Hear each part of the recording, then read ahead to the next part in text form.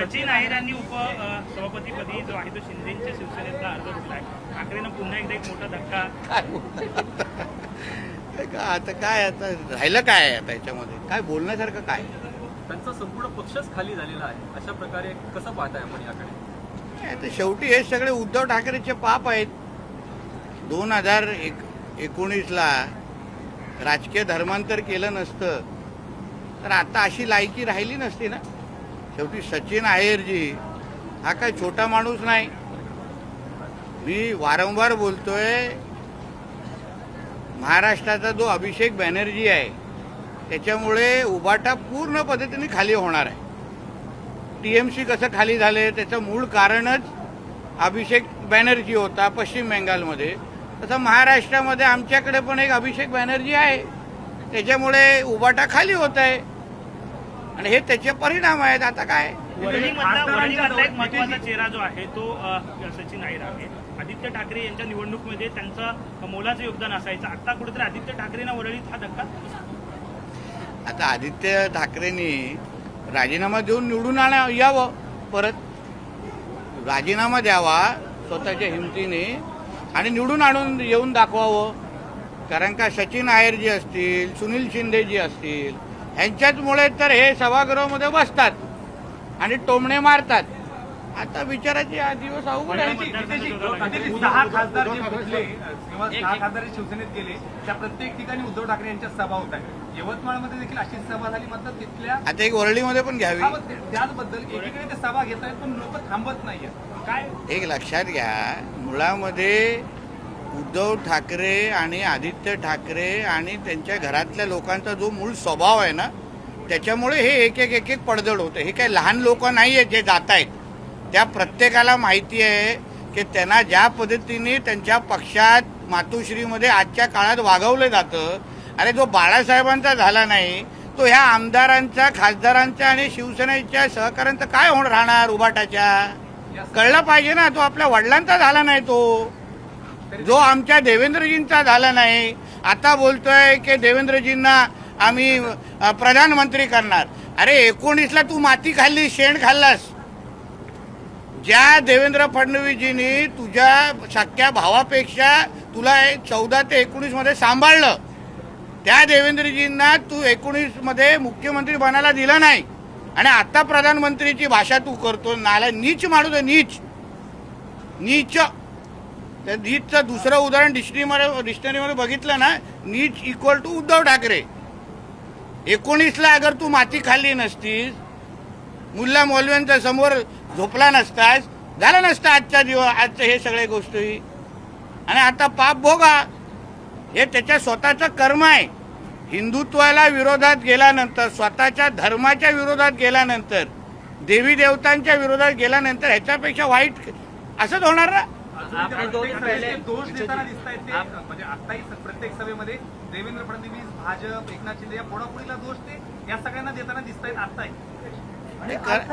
एक लक्षात घ्या, पहिले गणेश नाईक साहेब, मग राणे साहेब, मग राज साहेब, मग एकनाथ शिंदे, भुजबळ साहेब बाळासाहेबांच्या काळात गेले. आम्ही बरोबर मोजतो, आम्ही जुने शिवसैनिक आहे. मग एकनाथ शिंदे साहेब, मग आता हे लाईनीत एवढे सगळे लोक फक्त एका उद्धव ठाकरेच्या विरोधात जात असतील म्हणजे तोच घाण आहे. हे सगळे लोकांचं कॉमन फॅक्टर उद्धव ठाकरे आहे. वेगवेगळी कारणं नाही आहेत.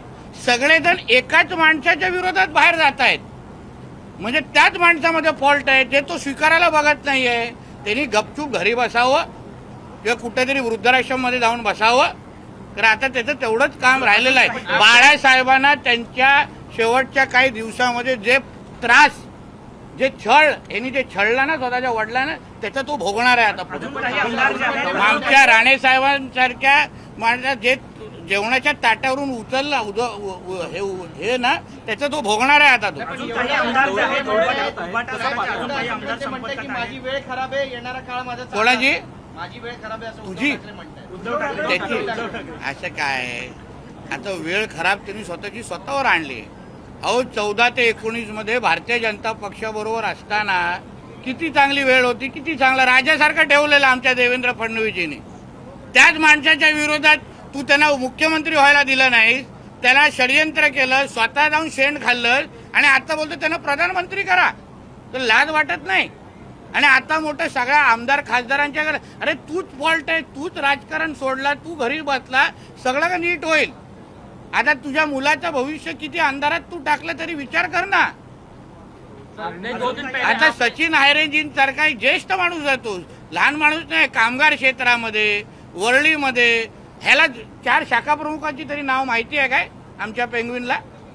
माहिती आहे का? नाही माहिती. हे सगळे मेहनत करणारे सचिन आहेरे आणि सुनील शिंदेजी आहेत. सुनील शिंदेजींना पण सांगतो, नका राहू उद्या तिकडे, काय फायदा नाही आहे तिकडे राहू. अजून काही आपने आमदार कहा फुटणार, था 2 दिन पहले जे की आहे, बचत जे ठाकरे गटामध्ये जे आमदार आहेत 14 ते 15 आमदार फुटणार आहेत. बघा आता काय आहे, आता कोण काय करतं, आता काय आपल्याला हसण्यापलीकडे काय विषयच राहिला नाही ना. ते आता नंतर कळेल, आपने आता नंतर टप्प्याटप्प्याने कळेल. पण मुळामध्ये उद्धव ठाकरेंनी आता राजकारण सोडावं. तसं पण आता लग्न समारंभ आणि खूप होतात, आम्ही लोकांना कॅमेरावाले लागतात, करावं, ते चांगली गोष्ट आहे. काय आज तर लग्नाची ऑर्डर बिल्डर मी 2-3 आणून देतो ना त्यांना, काळजी घेईन, करा, बाळासाहेबांचा मुलगा आहे शेवटी. हा, अरे गट आहे बाबा तो.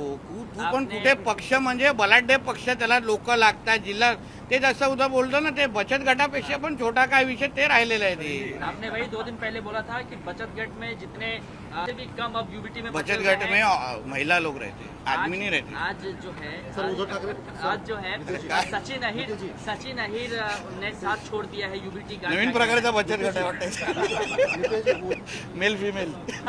नितेश जी, उद्धव ठाकरे बोल रहे हैं कि मोदी जी कह रहे थे कि सोना मत खरीदो, चांदी मत खरीदो, अब आमदार और खासदार खरीदो, ऐसा चल रहा है महाराष्ट्र. अरे तो चुप रहते, उसको बोला अभी तू चुप बैठ, अंबुजा सीमेंट ले लो और उसके मुंह पे मार दो और विषय खत्म करो. उसका अभी खुद अस्तित्व बचा नहीं है. अभी सचिन आहेर जी जैसे लोगों को अगर वर्ली में रह के उनके साथ अगर भविष्य दिख नहीं रहा है, तो फिर अभी आदित्य ठाकरे ने राजीनामा दे के वापिस चुन के आके दिखाना चाहिए. इतना हिम्मत है ना दूसरे के इधर जाके मैं क्या हूँ. अभी किधर से आवाज आ रहा है, पूछो उसको. उद्धव जी कह रहे हैं कि वक्त खराब चल रहा है, जब वक्त मेरा आएगा तो मैं जो हिंदुत्व के साथ गद्दारी करेगा उसका वक्त खराब ही होगा. जो खुद का धर्म का हुआ नहीं, खुद के पिताजी का हुआ नहीं. हमारे सनातन हिंदू धर्म में माँ पिताजी को भगवान जैसे हम लोग पूछते हैं. जो आपने खुद के पिताजी का हुआ नहीं ना, उससे इससे भी खराब हशर होने वाला है. ये हश्र हम लोग कुछ नहीं, उसका खुद का ही कर्म है वो. हम लोग को कोई किसी को करने को नहीं लग रहा है. वो खुद ही ने जो उसने अपने खुद के पिताजी के साथ, अपने खुद के साथ, हिंदू धर्म के साथ जो किया, वही वो भोग रहा है आदमी. उद्धव के साथ साथ आदित्य भी जिम्मेदार हैं क्या? क्योंकि अरे वो सेलिब्रिटी के तो साथ हमारा, उनके बहुत सारे वो जान तो अभी पहचान, वो तो तू तेरा सेलिब्रिटी कहाँ से आया. नहीं सेलिब्रिटीज के साथ बहुत जान पहचान जो है समझ में आता है, लेकिन जो अपने पार्टी के नेता हैं उन्हें संभाल के नहीं रख पा रहे हैं. वो शायद जो सेलिब्रिटी करते हैं वो हमसे आमदार खासदार नहीं कर रहे होंगे ना. इनके लिए सेलिब्रिटी अलग तरीके का कंपनी देते हैं ना, ये अलग तरीके का देते हैं. शिरडी में साईं बाबा का आशीर्वाद लिया है और बोले हैं हम देखिए कोई भी हमारा हिंदू भगवान ये उस पापी को आशीर्वाद नहीं देगा. उसको बोला जामा मस्जिद जाओ, हाजी अली दरगाह जाओ, उधर कोई मुल्ला मौलवी को पकड़ो, उसका दाढ़ी को ऐसा करो, कुछ मिला के देखो. अब आदित्य विधानसभा में फिर से चुन के आ सकते हैं क्या? क्योंकि सचिन 29 अहिर- को है रे बाबा, हिम्मत होएगा तो पहला राजीनामा दो, देखते हैं अपन. हो गया, अभी जाओ. देवेंद्र जी को प्रधानमंत्री जो बनाने की कवायद उद्धव जी ने की है. अरे यही उद्धव ठाकरे ने 29 को हमारे देवेंद्र जी को मुख्यमंत्री बनने से रोक दिया था. महाराष्ट्र के जनता ने देवेंद्र फडणवीस जी के नेतृत्व के सरकार, जो युति की सरकार थी, शिवसेना बीजेपी की सरकार थी, उसमें देवेंद्र जी को पसंद करके वापस मुख्यमंत्री बनने के लिए मैंडेट दिया था. यही उद्धव ठाकरे ने गद्दारी की, बेईमानी की और देवेंद्र जी को मुख्यमंत्री बनने से रोका. और आज वो प्रधानमंत्री की बात करता है, नीच आदमी है वो. तभी अगर 19 को अगर उसने देवेंद्र जी को के विरोध में अगर षड्यंत्र किया नहीं रहता, तो आज ये इस तरह का हशर नहीं होता उसका.